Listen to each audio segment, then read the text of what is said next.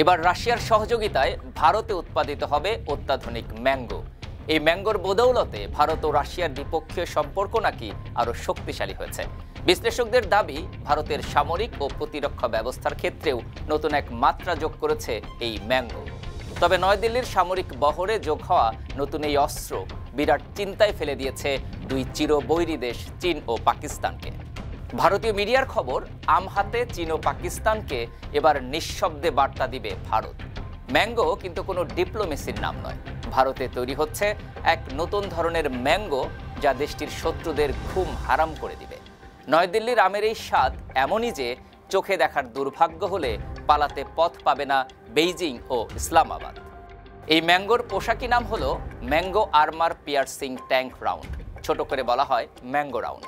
Mango হলো বিশ্বের অন্যতম শক্তিশালী কামানের গোলা, যা ট্যাঙ্ক থেকে ছোড়া হয়।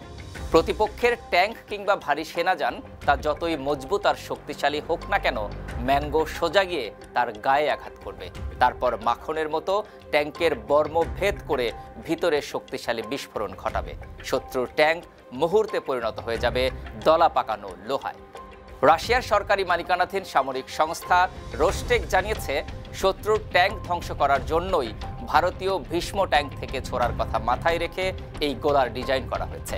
ভারত রাশিয়া যেমন সফলভাবে ব্রহ্ম ক্ষেপণাস্ত্র তৈরি করেছে, সেভাবেই এই পরিকল্পনাকেও বাস্তবায়ন করবে। রোস্টেকের প্রধান সের্গেই চেমেজ জানিয়েছেন, এই ধরনের সহযোগিতা আমদানিকারক দেশকে তার নিজস্ব উৎপাদন ক্ষমতা বাড়াতে সক্ষম করে। সামরিক বিশেষজ্ঞরা মনে করছেন, ম্যাঙ্গো রাউন্ড তৈরির বিষয়টি রাশিয়া ভারতের সম্পর্কে এক নতুন মাইলফলক যোগ করেছে। ভারতে উন্নত প্রযুক্তি এবং উৎপাদন প্রক্রিয়া চালু করতে সহায়তা করবে রাশিয়া। ভারতীয় মিডিয়াগুলোর খবর, মেক ইন ইন্ডিয়া এবং আত্মনির্ভর ভারত এই দুই প্রকল্পের অধীনেই দেশের মাটিতে তৈরি হচ্ছে ম্যাঙ্গো রাউন্ড।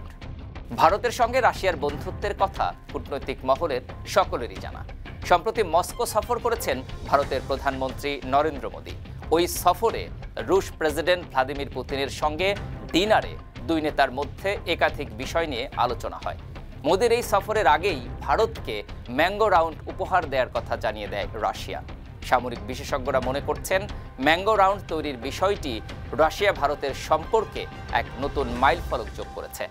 ভারতে উন্নত প্রযুক্তি এবং উৎপাদন প্রক্রিয়া চালু করতে সহায়তা করবে রাশিয়া। ভারতীয় মিডিয়াগুলোর খবর, মেক ইন ইন্ডিয়া এবং আত্মনির্ভর ভারত এই দুই প্রকল্পের অধীনেই দেশের মাটিতে তৈরি হচ্ছে ম্যাঙ্গো রাউন্ড। ভারত ও রাশিয়ার মধ্যে প্রতিরক্ষা সহযোগিতার ইতিহাস সুদীর্ঘ এবং শক্তিশালী। একসময় ভারতীয় সশস্ত্র বাহিনীর 3 শাখার 80% বেশি অস্ত্র এবং সরঞ্জাম আসত রাশিয়া থেকে।